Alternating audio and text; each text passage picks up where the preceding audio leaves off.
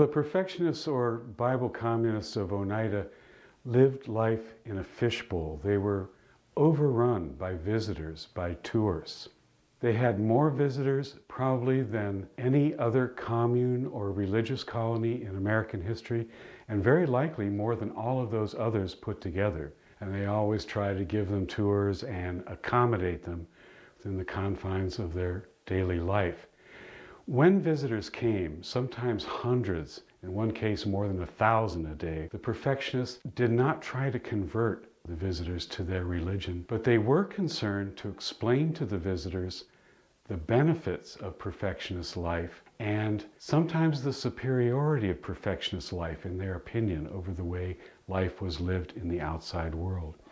Well, to do that, the argument they would often make is the argument of benefit by scale. And the argument was that we are together, we have everything together, and therefore we can afford more than you folks in the outside world. 40 people they would look at and say, you 40 people live in 40 different homes. You have to have 40 times as much money to do everything. You take 40 times the risk to do everything.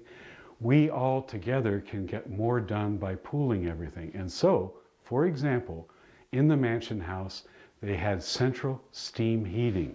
This unit here dates from 1869, and it wasn't a technological breakthrough for the Bible communists or perfectionists, but central steam heating in a large house was something that only the very rich could afford in their day, unless you lived as these people did, pooling everything.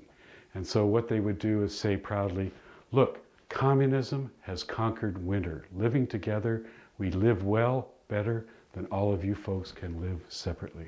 When the perfectionists built the mansion house that we're in 1862, they had 14 years to think about what they wanted in the ideal communal dwelling. And they wanted an architecture that reflected their way of life, of course, but they also wanted the building laid out in such a way that would help them live the life that they wanted to live.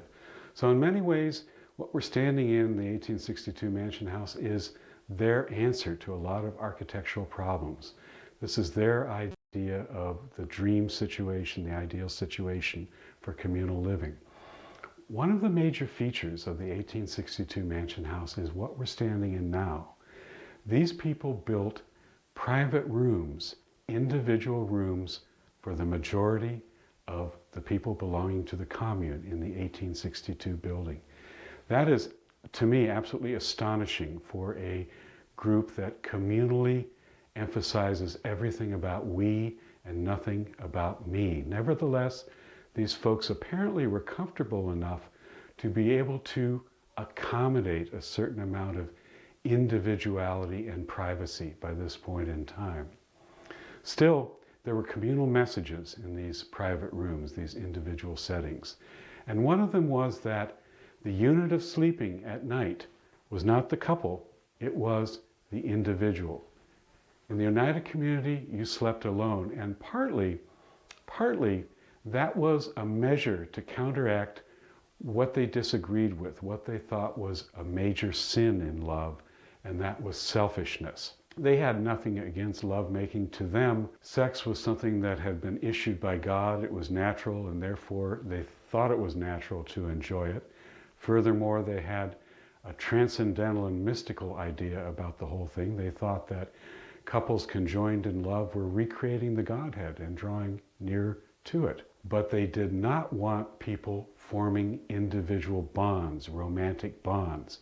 And what they said in that case was something like this: you love that other person?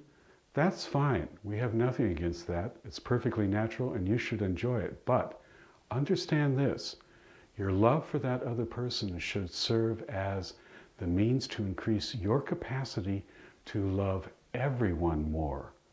And if all it is a means for you and that other partner to simply focus on each other, you are simply committing a selfish act times 200%. They called that special love, and they did everything they could to discourage it.